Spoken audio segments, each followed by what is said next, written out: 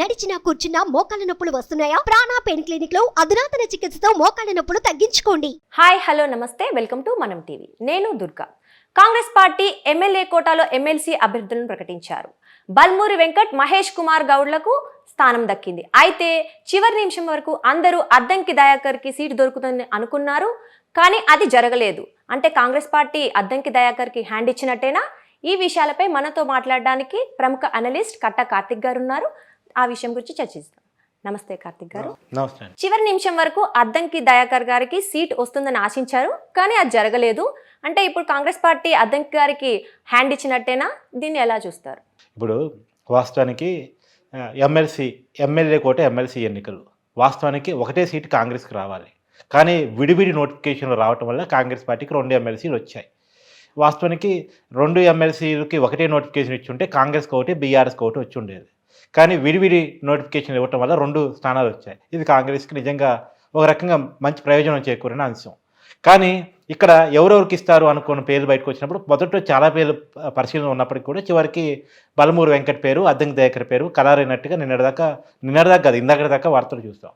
తర్వాత వీళ్ళిద్దరి తర్వాతే పరిశీలన ఉన్న వ్యక్తులుగా మహేష్ కుమార్ గౌడ్ని కానీ ఇంకొకరిని కానీ మనం విన్నాం.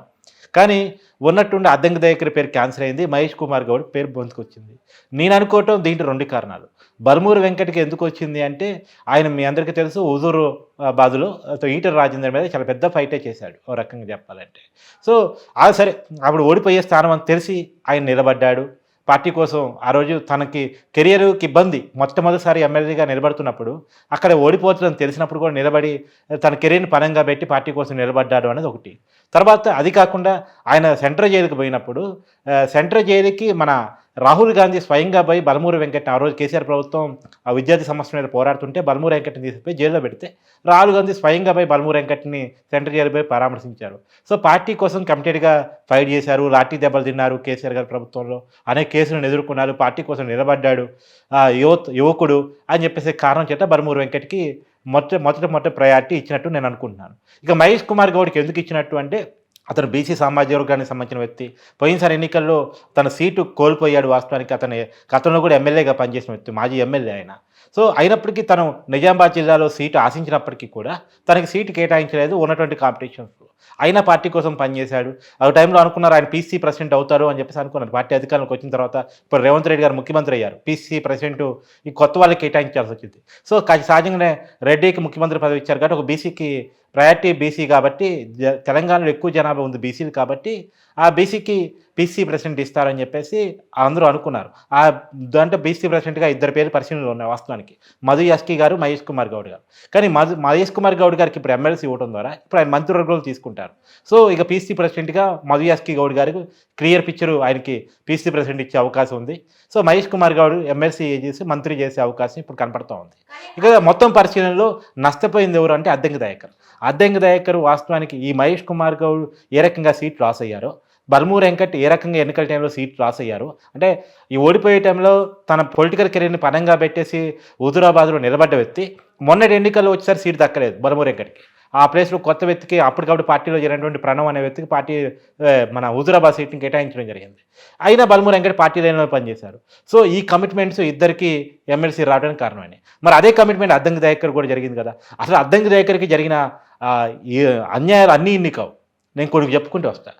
వాస్తవానికి గత ఎన్నికలు అంటే 2014 ఎలక్షన్స్లోనే అద్దంకి దయాకర్ గెలిచినంత పనిచేశారు. సరే కొద్ది ఓటు తేడాతో ఆ రోజు ఓడిపోయారు.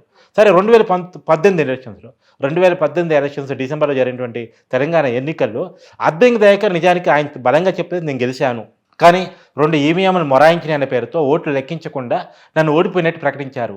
అప్పటికే అన్ని చోట్ల రిజల్ట్ రావడం వల్ల బీఆర్ఎస్ గవర్నమెంట్ ఫామ్ అవుతుందని క్లియర్ పిక్చర్ రావడం వల్ల అధికారులు అప్పుడున్నటువంటి టీఆర్ఎస్ పార్టీకి సహకరించి, కేసీఆర్కి సహకరించి గెలిచిన అద్దంకి దయాకర్ని ఓడిపోయినట్టు చిత్రీకరించారు. అందుకని ఆయన కోర్టులో కేసేశారు. కోర్టులో కేసేసినప్పుడు కూడా పార్టీ ఆయనకి అండగా నిలబడలేదు. ఆయన పార్టీ అండగా ఉంటుందని అనుకున్నారు. ఆ రోజు పీసీ ప్రెసిడెంట్గా ఉత్తమ్ కుమార్ రెడ్డి గారు, అదే నల్గొండ జిల్లాకు సంబంధించిన వ్యక్తి ఉన్నప్పటికీ కూడా పార్టీ ఆయనకు అండగా నిలబడలేదు. సో వాళ్ళ పార్టీలో ఉన్న వర్గ విభేదాలు ఇవన్నీ రకరకాల కారణాలు. సో కొమ్మారెడ్డి వెంకరెడ్డి గారు కోఆపరేట్ చేయకపోవడం, ఉత్తమ్ కుమార్ రెడ్డి గారు కోఆపరేట్ చేయకపోవడం వల్ల ఆ కేసు పార్టీ పెద్దగా పట్టించుకోకపోవడం వల్ల ఆయన ఒంటరిగా దాన్ని కేసుని న్యాయస్థానంలో ఎదుర్కొంటూ వచ్చారు. కానీ అది ఎప్పటికీ తేలలేదు. కానీ మొన్నటి ఎన్నికల్లో సీట్ వస్తుంటే ఖచ్చితంగా అద్దంకి దయాకర్ మీద సింపతి ఉంది, తొంగతుర్తిలో పార్టీ కోసం పనిచేశారనే పేరు ఉంది. అది కాకుండా పార్టీకి వాయిస్ గత 10 సంవత్సరాలుగా తెలంగాణ వచ్చినప్పటి నుంచి ఆయన పార్టీకి గట్టి వాయిస్. సరే కేవలం పార్టీకి వాయిస్ అంటే పార్టీకి మాత్రమే కాదు, తెలంగాణ ఉద్యమంలో అద్దంకి దయాకర్ చాలా కీ రోల్.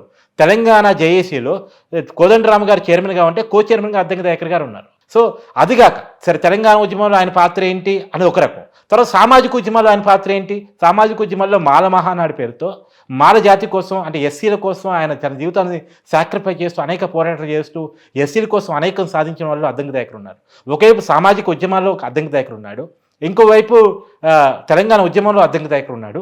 అదిగాక విద్యార్థి ఉద్యమాల్లో ఆయన ఎస్ఎఫ్ఐ నాయకుడు. విద్యార్థి ఉద్యమంలో విద్యార్థి సమస్య మీద నిరంతరాయంగా పోరాడినటువంటి వ్యక్తి అద్దంకి దయాకర్. విద్యార్థి ఉద్యమంలో అద్దంకి దయాకర్ ఉన్నాడు, సామాజిక ఉద్యమంలో అద్దంకి దయాకర్ ఉన్నాడు, తెలంగాణ ఉద్యమంలో అద్దంకి దయాకర్ ఉన్నాడు. కాంగ్రెస్ కెరీర్లో వాస్తవానికి కాంగ్రెస్ 2014లో గెలవనప్పుడు 2018లో గెలవనప్పుడు కేసీఆర్ ఆయనకి ఆఫర్ చేశారు మా పార్టీలోకి రమ్మని. అద్దంకి దయాకర్ గట్టి వాయిస్, అలాంటి వ్యక్తి వస్తే ప్రశ్నించే గొంతుకల్ని కట్ చేసినట్టు అవుతుందని చెప్పేసి అద్దంకి దయాకర్కి చాలా ఆఫర్లు ఇచ్చారు కేసీఆర్. కానీ ఏ రోజు ఆయన పార్టీ వెళ్ళలేదు, కమిటెడ్గా పార్టీ కోసం ఉన్నాడు. పార్టీని ఇవాళ కోమటిరెడ్డి వెంకరెడ్డి, కోమటిరెడ్డి రాజగోపాల్ రెడ్డి ఎన్నికలప్పుడు అంటే మునుగోడు బై ఎలక్షన్ జరిగినప్పుడు కోమటిరెడ్డి రాజగోపాల్ రెడ్డి కాంగ్రెస్ పార్టీకి రిజైన్ చేసి బీజేపీ పార్టీ తరఫున ఎమ్మెల్యేగా నిలబడ్డప్పుడు ఆ రోజు పార్టీ ప్రచార కార్యదర్శిగా ఉన్నటువంటి కోమటిరెడ్డి వెంకరెడ్డి గారు ఆయన సోదరుడు ప్రచారం రాకపోతే కోమటిరెడ్డి వెంకరెడ్డి గారిని హెచ్చరించిన వ్యక్తి, దమ్మున్న వ్యక్తి అద్దంకి దయాకర్. ఆయన కోసం సరే రేవంత్ రెడ్డి తర్వాత సారీ చెప్పారు, అది వేరే విషయం, కాంప్రమైజింగ్ పాలిటిక్స్లో. కానీ అద్దంకి దయాకర్ అనేవాడు పార్టీ లైన్లో పార్టీ కోసం నిలబడ్డాడు.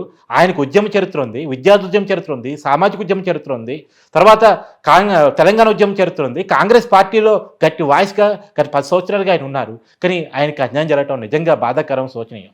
ఆయనకి ఇప్పుడు అంటున్నారు వరంగల్ ఎంపీగా నెక్స్ట్ రాబోయే పార్లమెంట్ ఎలక్షన్లో వరంగల్ ఎంపీగా నిలబెడతారని చెప్పేసి.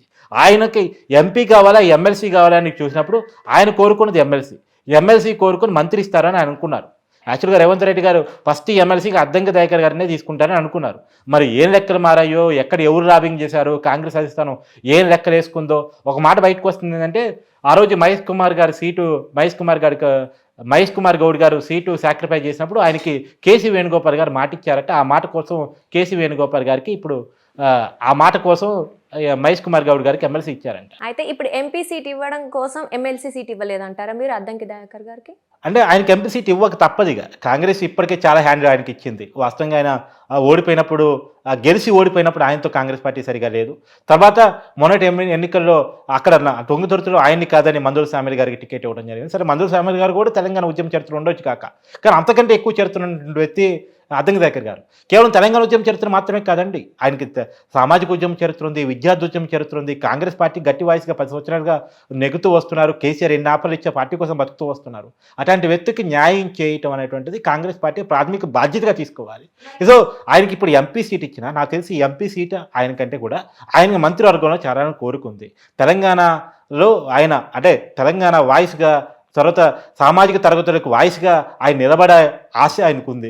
కాబట్టి ఆ వాయిస్ కోసమైనా ఆయన మంత్రివర్గంలో తీసుకుంటే బాగుంటుందని చెప్పేసి నాలాంటి వాళ్ళు కూడా సీనియర్ జర్నలిస్టుగా మేమంతా కూడా ఆశించేది ఏంటంటే అద్దంకి దయాకర్ గారు మంత్రివర్గంలో ఉండాల్సిన వ్యక్తి.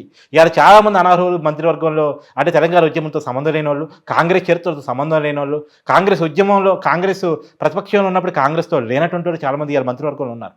అద్దంకి దయాకర్ లాంటి వాడు ఖచ్చితంగా మంత్రివర్గంలో ఉండాల్సిన వ్యక్తి. ఇప్పుడు ఆయన కేవలం ఎంపీగా పోటీ చేస్తే, ఎంపీగా గెలిస్తే వాస్తవానికి వచ్చే ఎలక్షన్స్లో కాంగ్రెస్ పార్టీ నేషనల్లో గవర్నమెంట్ ఫామ్ చేసే పరిస్థితిలో లేదు. వచ్చే ఎన్నికల్లో ఖచ్చితంగా మళ్ళీ ఎన్డీఏనే రాబోతుంది, మోడీ గారే అధికారంలో రాబోతున్నారు. ఇంతవరకు పొలిటికల్ లెక్కలు తెలిసిన వాళ్ళకి ఎవరికైనా క్లియర్ పిక్చర్గా ఉంది, పరిస్థితి క్లియర్గా ఉంది. మోడీ గారే మళ్ళీ అధికారంలో రాబోతున్నారు. మామూలు ఎంపీగానే మిగిలిపోతారు. అది రాష్ట్రంలో ఎమ్మెల్సీ అయితే మంత్రిగా ఉండే అవకాశం ఉంది. కాబట్టి అద్దంకి దయాకర్ గారికి ఎమ్మెల్సీ ఇవ్వటం మాత్రమే కరెక్ట్ పరిణామం. కాకపోతే ఏంటంటే సామాజిక సమీకరణాల్లో బీసీకి సీట్ ఇవ్వటం, బీసీకి ఎమ్మెల్సీ ఇవ్వడం ద్వారా రోజు బీసీలకు మేము న్యాయం చేసామని కాంగ్రెస్ చెప్పుకోవడం కోసం మహేష్ కుమార్ గౌడ్ గారి పేరు ముందు తీసుకొచ్చినాం. కానీ అవసరమైతే బల్మూరి వెంకట్ గారు నాపైన సరే అద్దంకి దయాకర్ గారికి ఇచ్చుంటే బాగుండేది. సరే బల్మూరి వెంకట్ గారు ఆయనకుండే చరిత్ర ఆయనకుంది, నేనేం కాదన్ను. ఆయన ఖచ్చితంగా పార్టీ కోసం సాక్రిఫై చేశారు, విద్యార్థి ఉద్యమంలో ఉన్నారు, పార్టీ కోసం చాలా తన పొలిటికల్ కెరీర్ని పరంగా పెట్టి హుజరాబాద్ ఎలక్షన్స్లో పనిచేసినటువంటి వ్యక్తి. కానీ అద్దంకి దయాకర్ అంతకంటే ఎక్కువ సాక్రిఫైజ్ పార్టీ కోసం కానీ తన ఉద్యమ చరిత్రలో కానీ ఉంది అనేటువంటిది అర్థం చేసుకోవాల్సినటువంటి విషయం. మరి ఈ విషయాన్ని పార్టీ కార్యకర్తలు ఎలా స్వీకరిస్తారు అనుకుంటున్నారు? ఈ నిర్ణయంతో పార్టీ కార్యకర్తలు ఏకీభవిస్తారంటారా? అంటే పార్టీ కార్యకర్తలు ఏకీభవిస్తారా లేదా అంటుంటే వాస్తవానికి ఏంటంటే అద్దంకి దయాకర్ గారు స్వీట్ ఇవ్వనప్పుడే పార్టీ కార్యకర్తలు కొంత అసహనానికి లోనైన మాట వాస్తవం. కానీ దాన్ని ఆయనే పాజిటివ్గా తీసుకొని పార్టీ రాయల్టీ కట్టుబడి అద్దంకి దయాకర్ గారే ఎవరు నిరుత్సాహపడకుండా నేను పార్టీతోనే ఉంటాను, పార్టీ చెప్పినట్టు నడుచుకుంటాను, పార్టీ నాకు న్యాయం చేయాల్సి వచ్చినప్పుడు చేస్తుంది, నేను పార్టీ గెలుపు కోసం పనిచేస్తానని చెప్పేసి ఆయనే తనకు సీట్ ఇవ్వని విషయాన్ని పోయినసారి ఎన్నికల్లో మొన్న జరిగినటువంటి ఎన్నికల్లో తనకు సీట్ ఇవ్వని విషయాన్ని ఆయనే లైట్ తీసుకొని పార్టీ క్యాడర్కి ధైర్యం చెప్పేసరికి ఒక అది శభాష్ అద్దంకి దయాకర్, నువ్వు ఇప్పుడు కాంగ్రెస్ పార్టీ అధికారం వస్తున్న టైంలో కాంగ్రెస్ పార్టీకి చికాకు చేయకుండా పార్టీ లాయల్టీ కట్టుబడి ఉన్నామనేటువంటి శభాష్ అద్దంకి దయాకర్ అని ఆయన అనిపించుకున్నారు. ఇప్పుడు క్యాడర్ ఏం చేస్తుంటుంది, క్యాడర్ దీన్ని ఎలా తీసుకుంటుంది అని పక్కన పెడితే అద్దంకి దయాకర్కి న్యాయం చేయటం కాంగ్రెస్ పార్టీ ప్రాథమిక బాధ్యత. ఆయన మంత్రివర్గంలో స్థానం కల్పించడం కాంగ్రెస్ పార్టీ ప్రాథమిక బాధ్యత. రెండోది, ఆయన ప్రాతినిధ్యం కోరుకున్న సామాజిక తరగతులు కానీ లేదు అంటే ఆయన తెలంగాణ ఉద్యమ వాదులు కానీ ఆయన కోరుకుంటే మంత్రివర్గంలో స్థానం కావాలని కోరుకుంటున్నారు. ఓకే కార్తిక్ గారు, ముందు ముందు ఏం జరుగుతుందో వేచి చూద్దాం. Thank you.